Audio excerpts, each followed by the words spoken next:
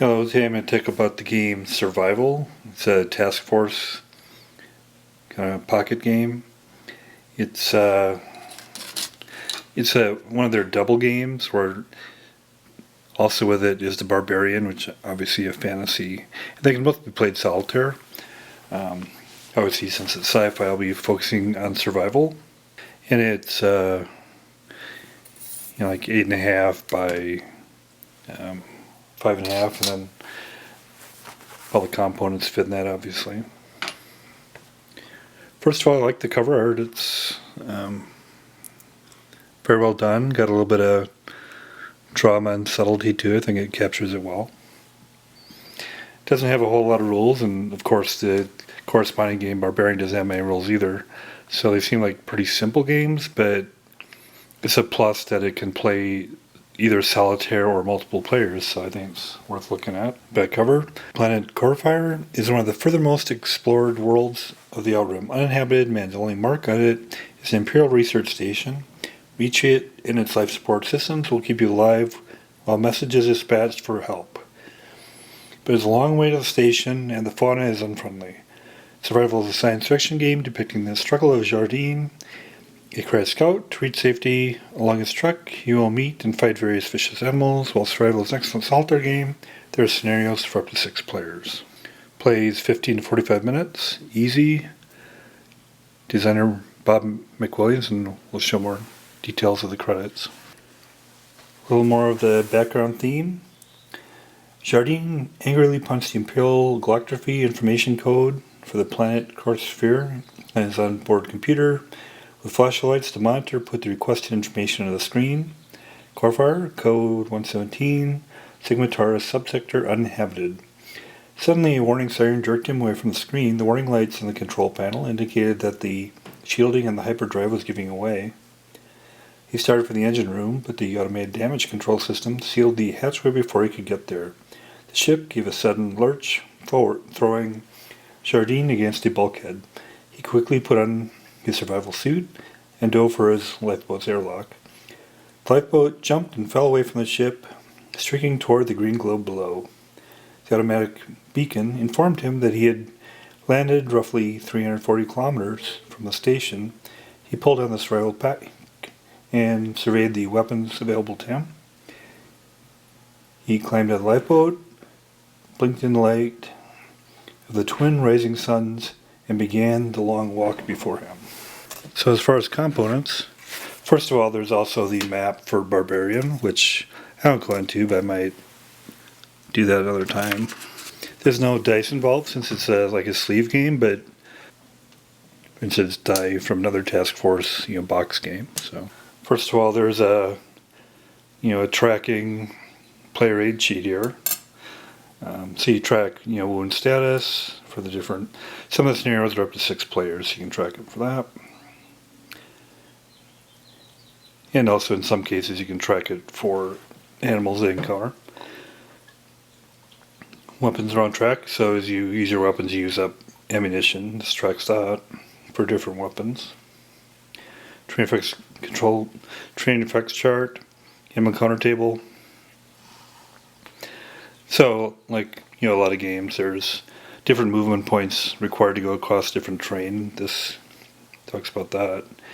And then when you move, there's a chance of encountering different animals, and this indicates the types of animals you might run into. Then turn record track. So it goes over 6 days, and in each day there's 3 phases. There's AM, PM, and then night. So there's 63 counters, standard 1/2 inch by 1/2 inch, kind of standard thickness. They're only one-sided. Like I said, it plays for 1 to 6 players. For 1 player, you just use one of these. So you have the different characters: Buck, Lucas, Aldridge, Jardine, Gerard, and Durain. And for each of them, they have, first of all, there's the wound marker, and then the different weapons. Spears that you can actually manufacture, auto pistol, and they have different weights we'll talk about. Rifle, light sword, laser carbine, grenade launcher, flamethrower. Again, 6 different colors for 6 different characters. Then there's a variety of different animals, and then of course a turn marker. The different animals are, they have there are some scenarios where you get a different number of victory points for how many you kill.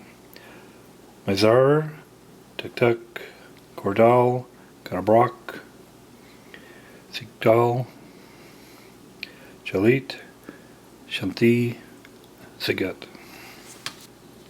And the map, nothing super exciting about it. It's 11 by 17. Obviously, it folds to go in the book. It's pretty nondescript. It's got a motion randomizer for one of the scenarios. Location of the research station. These are 6 different locations where they can start on the planet. And then there's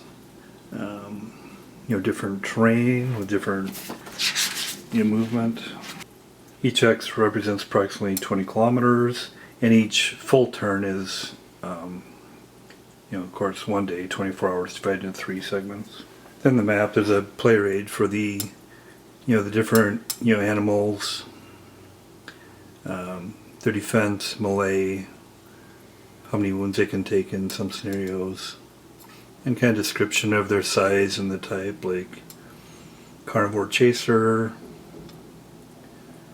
carnivore pouncer, kind of gives a little bit of flavor there. And then the different, terrain, their movement allowance. Mountains are 4 movement costs. Hills are 3. Rough is 3. Woods are 2. Clear is 1. Marsh is 3.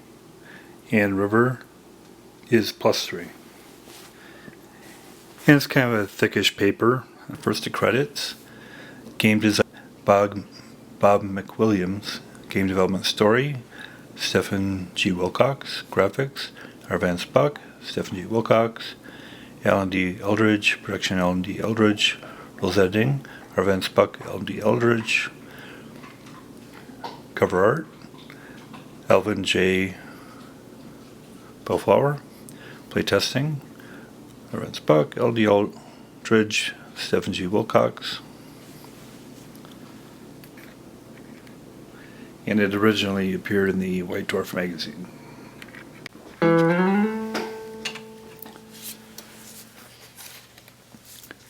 So going through the rules here.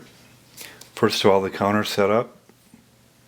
So for the scouts, there's defense strength, melee combat, and then scout name.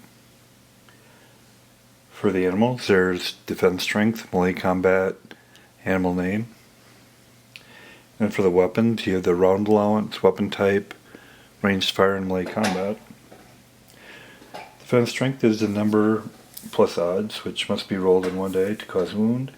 The round allowance is the number of times a particular weapon may be used before it runs out of ammunition. Ranged fire is the number which will be added to the ranged fire die roll. Melee combat is the number which will be added to the melee combat die roll. So scale, each X on the map represents 20 kilometers of actual terrain. Each game turn sequence represents 24 hours of actual time and sequence of play. It's played in a series of 6 successive game turns, each of which is divided into 3 segments. The 2-day segments of each turn are divided into phases. There's a player movement phase, animal encounter determination phase, combat phase, ranged fire, and then melee. Every third turn segment is designated a night. Night segments are compulsory rest periods. No movement or animal encounters are possible at night. The game will continue until one of 3 events occurs. The scout is killed. 6 turns pass without the scout reaching the Imperial Research Station. The scout reaches the research station in 6 turns or less.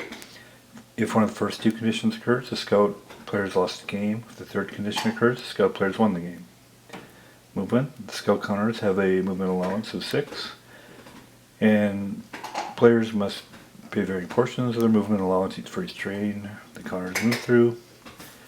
Animal counters are used only when a scout counter has encountered a hex, has entered a hex, and the player has rolled for an animal counter, and has an animal counter. These animals will never leave the hex they are found in. Animal encounters in each hex. The scout enters. Chance to animal may attack. No roll is made for the landing hex. The player must roll for a possible encounter in the research station hex. Procedure. Each hex is entered. The player will roll 1 die. The player will then consult the animal encounter table. Determine which type of animal is countered, if any. Roll of 1 or 2 indicates no animal encountered. To determine the type of animal encountered, players should cross-reference the terrain. Play will then proceed to the combat phase. After the combat phase is completed, movement may continue. Combat, when a scout encounters an animal or another scout in some scenarios, combat takes place. Combat, whether an animal is mandatory. Combat consists of ranged fire and melee. Ranged fire, the scout may fire 1 ranged weapons for which he has at least 1 round remaining. He may fire only once in this phase. If the animal is killed, combat is over. If, however, the animal threatens the range fire, play will proceed to the melee phase. The animal does not receive an attack in the range fire phase.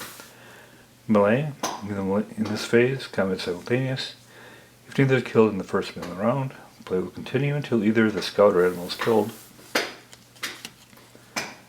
Combat procedure, for each attack, ranged weapon or melee, the attack strength of the animal or the combat strength of the weapon being used are added to 1 die roll. If the total is equal to or greater than defense strength of the defender when hit is scored. In a basic game, if the defender is an animal, that animal is considered killed. If the defender is a scout, 1 wound point is subtracted from the scout's current wound status. Scout wound allowance, rather than being eliminated by an adverse combat result, scouts lose 1 point. Each scout will start the game with 6 wound points. When status marker is moved, same moves. Wound is received, the marker reaches 0, the scout is dead. Recovering from wounds, for each night segment, move the wound status marker 1 space to the left of the wound status track, choosing weapons. The scout is carrying capacity of 8 weight units available. Each weapon type is a weight factor. The scout may have as many weapons to a maximum of 8 unit points. Then the weights are shown here. Spear is 1, auto pistol 1, light sword 2, rifle 3, laser carbine 4, grenade launcher 5, flamethrower 6. Weapons characteristics. Rounds refer to the number of times a weapon may be used to make an attack. Each time a weapon is used, the round marker for that weapon is moved on 1 space on a weapon's round track. When the round's marker reaches 0, the weapon is useless. Range fire strength is the number added to the attack die roll during the range fire phase. Melee strength is the number added to the attack die roll from melee. Note that the auto pistol is the only weapon which can be used in range fire and melee. Also, a spear has an unlimited round allowance. And the basic game scenario setup. The dice rolled to determine which hex lifeblood is crossed. The scout counter will be placed. A map corresponding to the number. Wound status marker placed in the 6 box. Weapons should be chosen. That's all the basic game, and then the advanced game, and there's also options.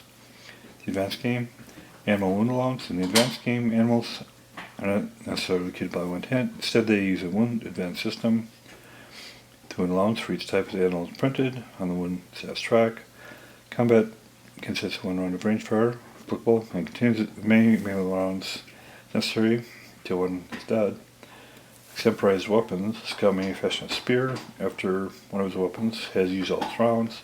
This may also be done as long as there is at least 1 surplus weight unit available. Animal surprise. Animals D, gain a Bruck, and H is Ziget, hunt their prey by stalking. To reflect this, when one of these 2 animals is encountered, no range fire is allowed. Play will proceed immediately to melee combat. Breaking camp, the player should roll for possible animal encounter, 4 any movement that takes place after a night segment. Escape, when a scout meets an animal that he feels can handle, he may attempt to escape. Do this, the scout must drop at least 1 waypoint. The player will roll a die. On a result of 1, he does not escape. But in either roll he does not have to fight the animal. Although he remains in the same hex until the next movement phase. Escapes are made in the ranged fire phase and place firing. If the scout does not escape, player proceeds to melee combat. Note that a scout cannot escape a C or H animal. Also, any weapon dropped is lost for the remainder of the game. Flamethrowers. The flamethrower is the most powerful weapon available to Scout. It does most damage more than any other weapon. For each hit scored a flamethrower by flamethrower, 2 wounds are scored on the target. Advanced scenarios. The crash. The scenario is the same as the basic game, except the advanced rules are used. Setup and victory conditions are the same as in the basic game. The race in this scenario, they're presumed to be 2 to 6 scouts on board a ship. When it crashes, all the scouts start at the same landing hex. Players should each roll 1 die to determine who's first. This may be done once. The entire game may be done each turn at the player's discretion. Play will proceed as if each scout were alone. Scouts may not fire or for other scouts. The first scout to reach the Imperial Research Station, defeat any animals, which may be in the Research Station hex, is the winner. Players may assume that the quest party is split up and start each scout at a different landing hex. Survival of the fittest. A party of from 2 to 6 scouts is crashed on the planet. However, the scouts all know that there is only enough food at the research station to keep 1 man alive until the rescue ship arrives. Players will roll for the starting location of each scout. If they roll the same numbers, should roll again. Players will choose weapons from their scout normally, and players see which goes first. The player with the last scout left alive at the research station wins this scenario. When a scout reaches the research station, he is assumed to receive 6 more turns of provisions. In this scenario, scouts may have combat with one another. However, combat between scouts is not mandatory.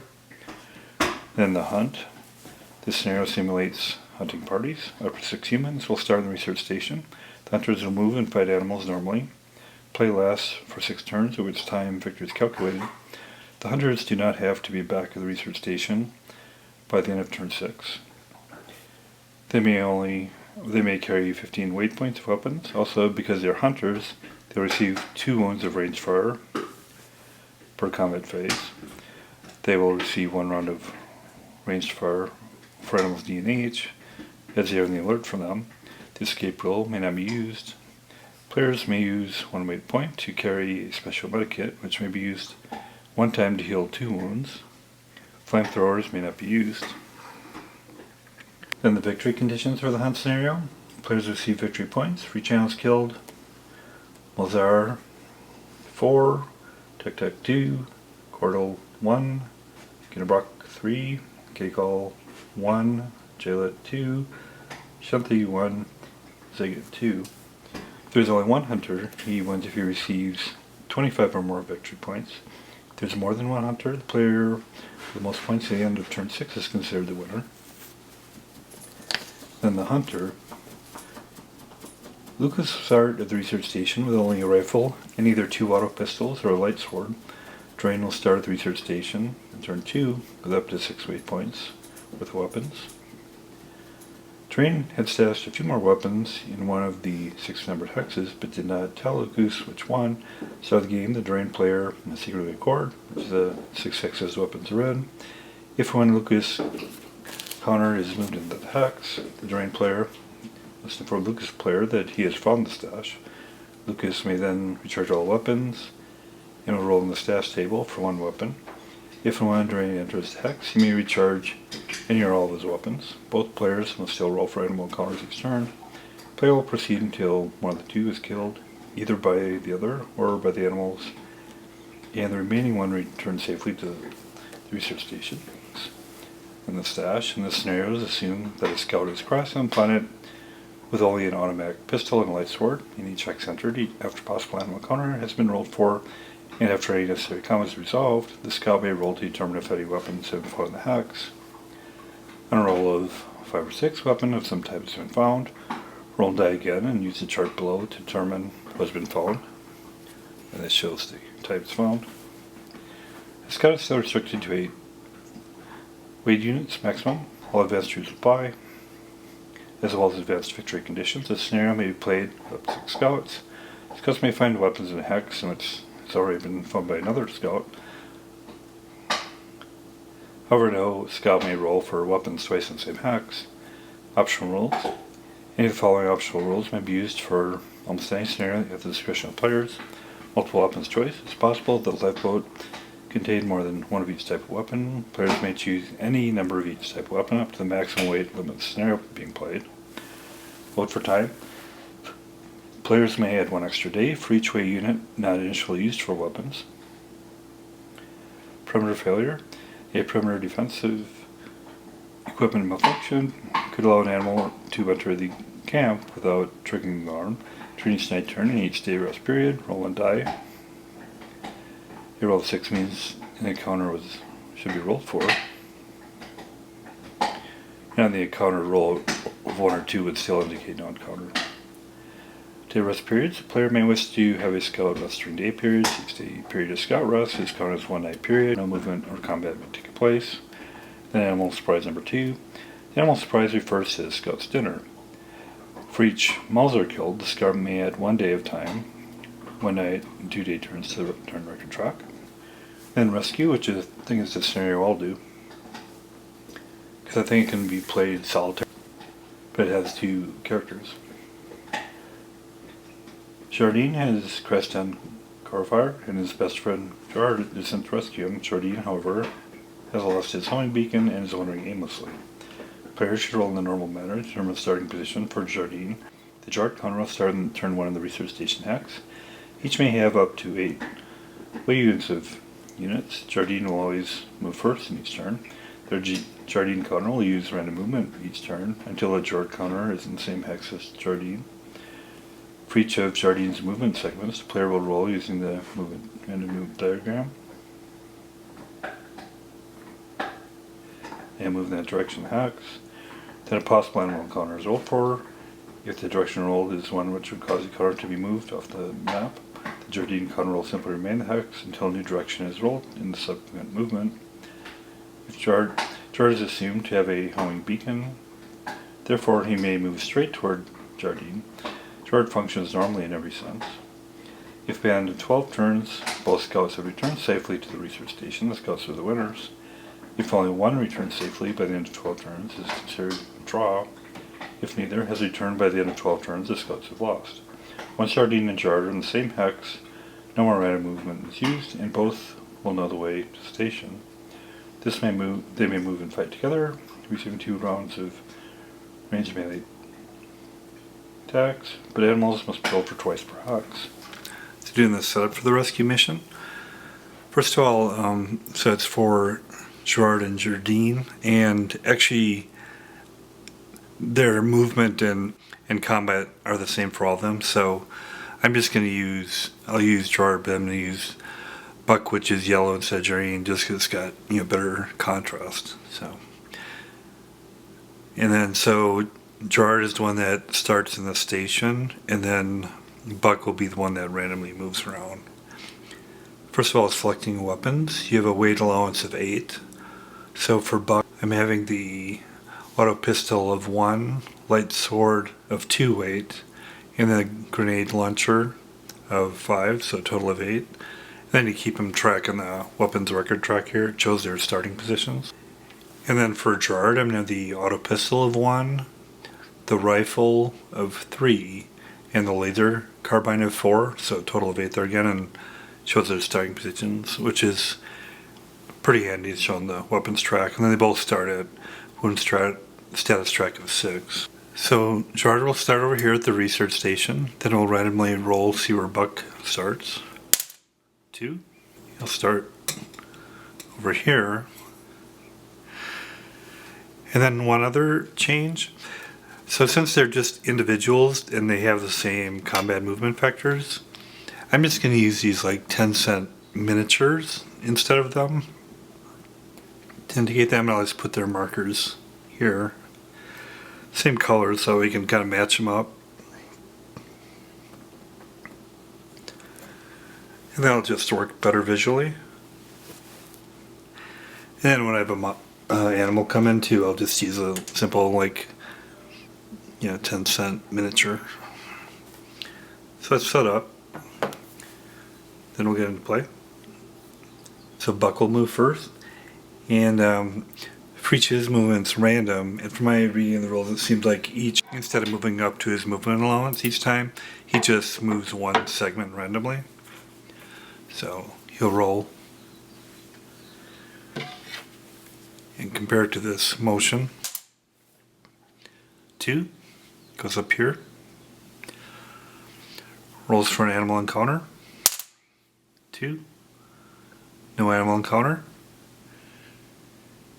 And then we'll do Gerard. And we're here in the AM of the first day. I should note these aren't to scale, obviously, because the characters aren't, 20 kilometers tall, but hopefully it at least works visually. So Gerard, they each have a movement. He's got a movement limit of 6, and here's the train cost. So he's going to cross woods, which is 2. So now he's down to 4. And to keep track of his remaining movement allowance, I'll just move it down here in this track as well, just using the spear to indicate movement. So he's down to 4 left. Then he rolls for an animal encounter. 6. He does, so he's in woods. 6, he encounters an H. And with the advanced rules, there's animal surprise, which turns out H and also D, they stalk so that the player doesn't get a chance to do ranged combat before they go right to melee. Their defense strength is 7, and their melee combat is 4. And I'll indicate combat over here by having another little 3D animal go in there. Each run simultaneous. So Gerard will use his auto pistol, because that can be used for ranged or melee. And it's got 4. That's so 4 plus 5, 9, which is greater than the 7 defense strength. So he'll do a wound on the Zigot, which is initially here.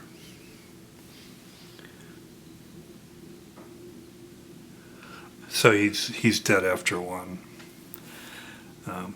Then the Zigot gets to go, and he adds a 4. So 3 plus 4, 7.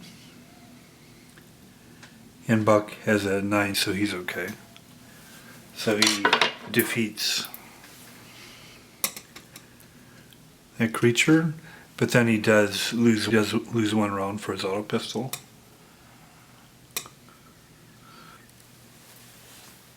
And he still has 4 movement allowances left. He'll be going across the marsh here, and the marsh is 3. So we'll mark down 3.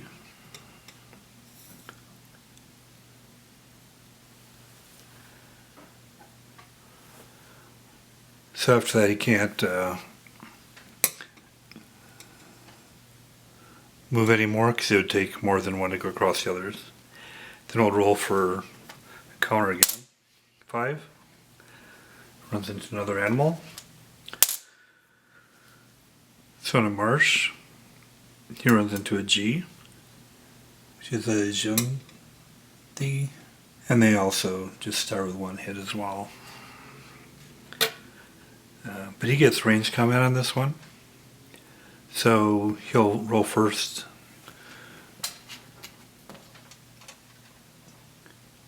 For his range combat round. Xanthi has a defense of 7. He'll be using a rifle, which is plus 4. 6 plus 4, so he hits him. And then he doesn't get a chance for melee, but he reduces his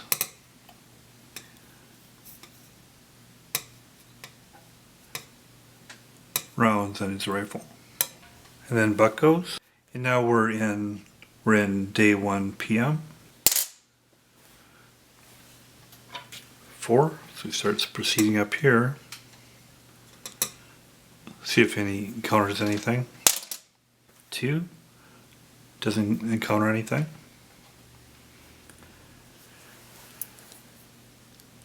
Then we'll go to Gerard. Of course, he's trying to get there as quick as possible, so he'll minimize the train. He'll go up. He starts here up 6 again.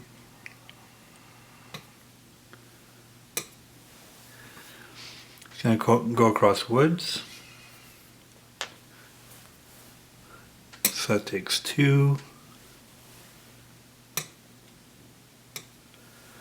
See if he has an encounter. He does. This time it's a D.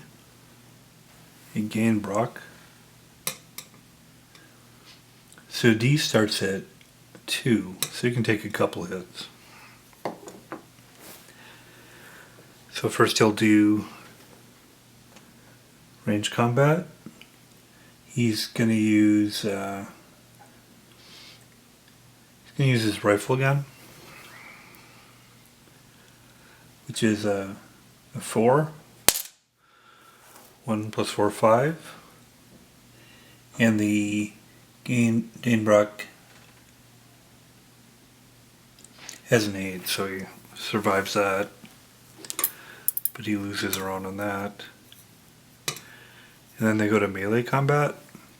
He'll use his auto pistol, which is 4.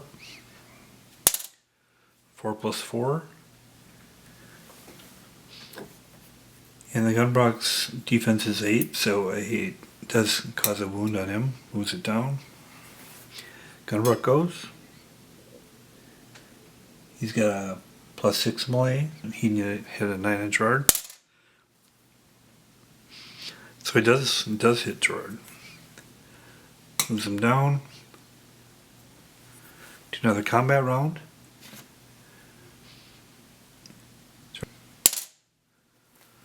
So 10 total. He'll knock him down.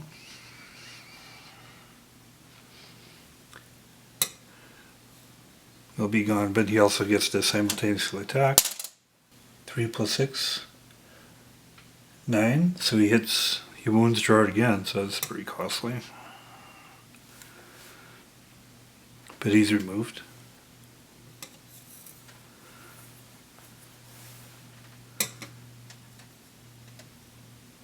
And then we move into the night phase.